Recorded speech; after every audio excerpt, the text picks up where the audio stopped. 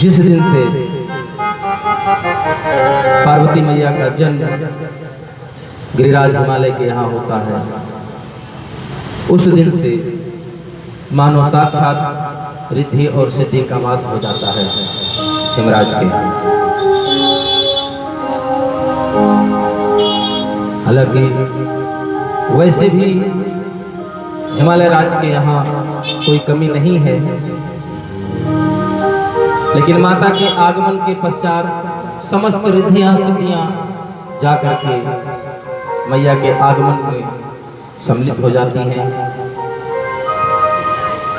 हर तरफ आनंद ही आनंद है। एक दिन अचानक नारद मुनि कहीं से घूमते हुए भ्रमण करते हुए, चूंकि नारद जी का अस्तित्व ही ऐसा है, उनका चरित्र ही ऐसा है कि वो निरंतर कहीं ना कहीं भ्रमण पर ही रहा करते हैं। श्रीमद् भागवत महापुराण की कथा भी जब शुरू होती है, उसमें पहले ही बताया गया है, एक नारदो योगी परा अनुग्रह कांक्षया पर्यटन विविध लोकानि मृत्युलोकमुपागतः।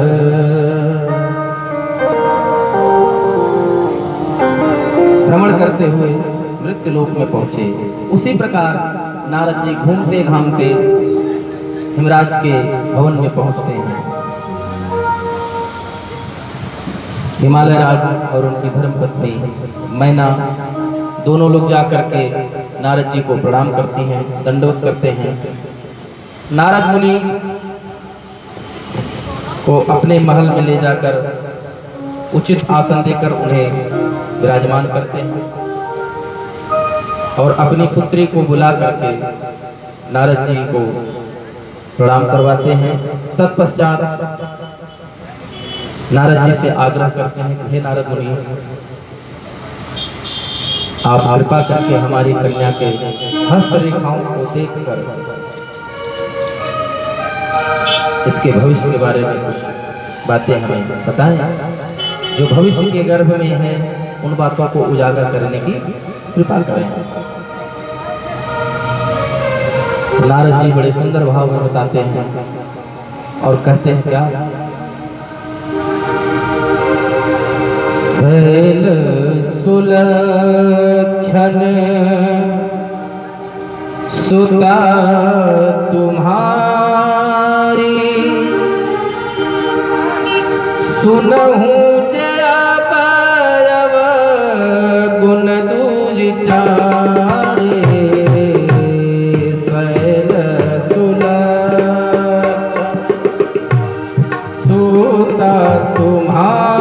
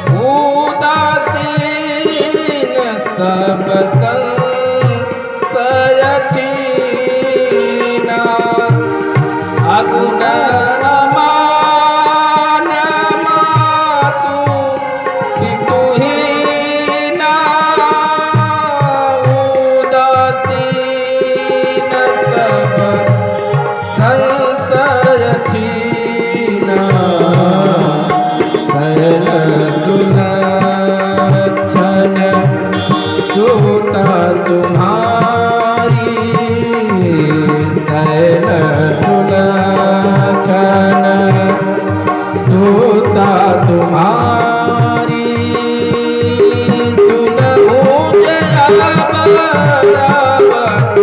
गुण दूज चारे श्री राम जय जय राम श्री राम जय राम जय जय राम। यह सुन करके जैसे ही नारद जी ने कहा, सुनो हिमालय राज, शैल सुलक्षण सुता तुम्हारी, हे हिमराज सभी लक्षणों की खान है तुम्हारी पुत्री, लेकिन जो दो चार कमियां हैं वो आप हमसे ध्यान से सुने। और कमियां क्या है? इसका जो वर होगा, अगुण अमान माप पितु हीना, अवगुणों की खान होगा इसका पति। समस्त जितने भी अवगुण है सृष्टि में, उसके अंदर ऐसा कोई भी अवगुण नहीं होगा जो उसके अंदर ना विद्यमान हो। उसके माता पिता आदि कोई नहीं होंगे। उदासीन होगा, सुख में दुख में हर स्थिति में वो एक समान भाव में रहने वाला होगा और समस्त संशय से मुक्त होगा। हिमालय राज को बड़ी चिंता हुई। उन्होंने कहा, महाराज जरा गौर से बिटिया के हाथ को देखिए, ऐसा नहीं होना चाहिए। तो नारद जी कहते हैं, हे हिमालय राज मेरी बात को जरा ध्यान से सुनिए। गोस्वामी जी ने रामचरितमानस में लिखा है,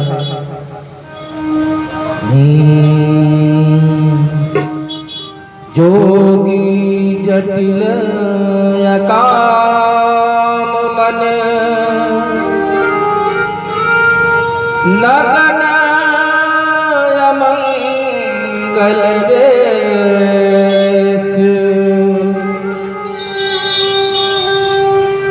अस स्वामी एहि कह मिलहि परिहस्त असरे। हिमालय राज को बड़ी चिंता हुई। जय श्री राम। बैठे।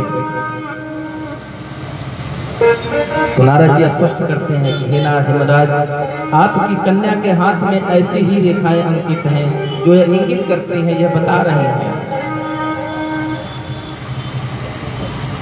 पार्वती मैया से कहते हैं, इशारों में नारद जी ने बता दिया कि इनका पति कौन होगा। हिमालय राज भी समझ गए थे। नारद जी चले गए। सप्त ऋषियों के और नारद जी के उपाय बताने पर पार्वती मैया ने कठिन तप प्रारंभ कर दिया।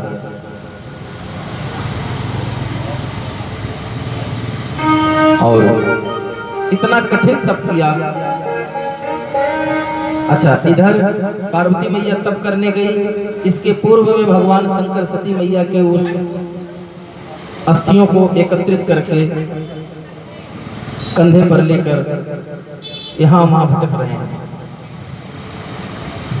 वैराग्य उत्पन्न हो गया।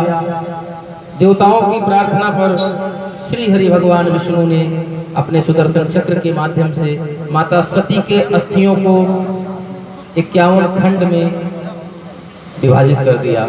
और आज इस मृत्युलोक पर वही 51 दिव्य शक्तिपीठ हैं जहाँ पर देवी का स्नान है।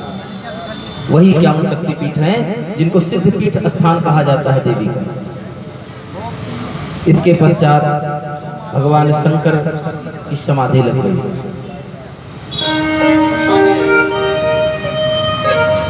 इधर भगवान शंकर समाधिस्थ हैं।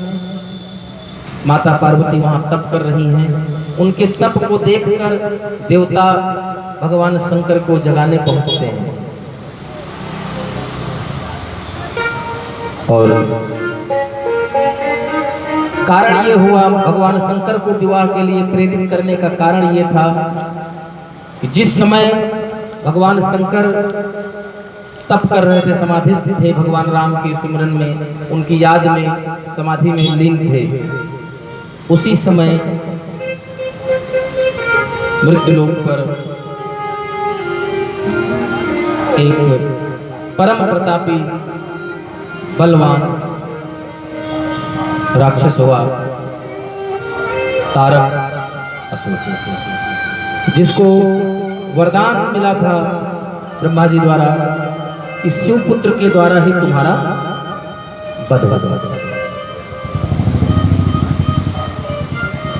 गोस्वामी जी ने लिखा है